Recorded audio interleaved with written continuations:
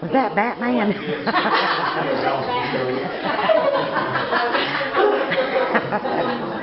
It's a bird. It's a plane. It's Batman.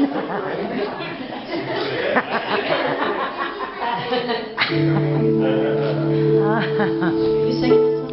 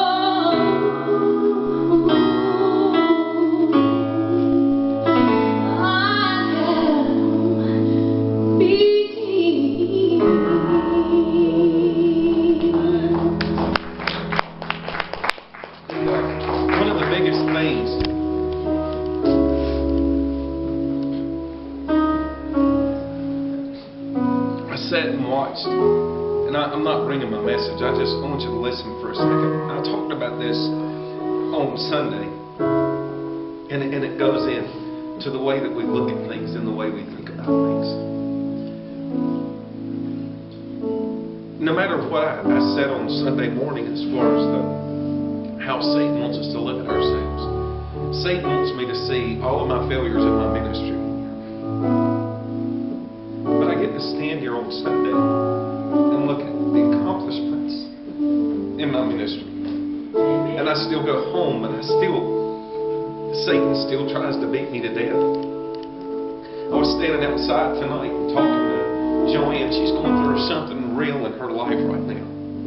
And she said that for 5 years she's been praying for her daughter, and we know her. She's been to church with us, and Satan's got this girl blinded so bad by drugs. And she said that day in and day out, she's still a mom, and she takes her daughter food every day. And that when she took food tonight, that she said Satan was sitting there laughing at her. Why in the world do you keep doing this? Why are you going to church? You keep praying, you're not seeing results. And Joanne lived her life, and she said that she knows how her mom felt, because it took her mom dying for Joanne to fall in love with God. And listen, Satan wants you to believe everything in life is wrong tonight. He wants you to believe everything's wrong. But I promise, with everything that I have, I don't care what you're going through, you're right. You got to start looking at the big picture. And when I was sitting back tonight and I was studying, I wasn't studying, I was just reading. And every time I open up my Bible, I don't get a message. I just like reading, because I like falling more in love with God. And this is something new to me. You wouldn't believe the train wrecks in my life in 2013. It was a disaster in some areas. But then I look at the things that I went through, and I see how God took those things and molded me and shaped me. And for years we've done this, and we've done watch night services, and it's always been that I just kind of played the part. I always wanted to be here praying in the new year, but it's kind of like my mindset's changed so much about, I don't dread January the 1st of 2014. I don't worry about anything coming up in January, February, March, April, May, June. I don't dread any of it. I've sat back and thought about Courtney graduating, and God, I'm going to feel old, but I'm going to rejoice. You know, I mean, it's all of the things that I keep looking at that I feel like I'm going to dread. But I've started finding the joy in everything in my life. Everything. And I want you to listen. This song hit me when everything in my life had fallen apart. And then it's like God built it back up, and then I turned around and I did things my way, because I knew so much better than God. And I've tried to tell y'all that when I preach this, it's not because it's from the Bible. It's the Bible, but it's my life. I can honestly say that I'm probably one of the most open pastors in the world, that I would turn around and share the fallings and the things like that in my life, and the stumbling blocks that I've hit in my life and things like that. But it's because that's the only thing I know. And I want you, 2013, we've seen some awesome things happen in this church. Awesome things. We've seen some miracles. We saw a name change. I sit tonight and I've watched some of you just lift your hands, and some of you are almost scared, because it's almost like getting too close to God when we reach out and touch Him, and we don't want Him there. I want you guys to sing the second verse and go back in the chorus and finish, but I want you to stand up and I want you to listen. This isn't stand up. This isn't just about you as a person. This is about us as a body of Christ. I told you the other day that if you want revival in your life, revival starts. It's an individual movement that carries on into this church. And when that second verse of that song, I don't have to be the old man inside of me, because his day is long, dead and gone. Amen. Satan wants you to think that you're the same thing that you were when you woke up this morning.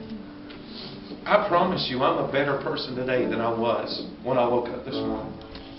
I'm a better person right now than I was at 7 o'clock tonight. I'm a better person because I've said, and I mean, you can see my face. I have literally every song that they've sung, I've just let it soak in and I've listened to it. I was sitting here thinking about the first song that they sang, I Could Sing of Your Love Forever.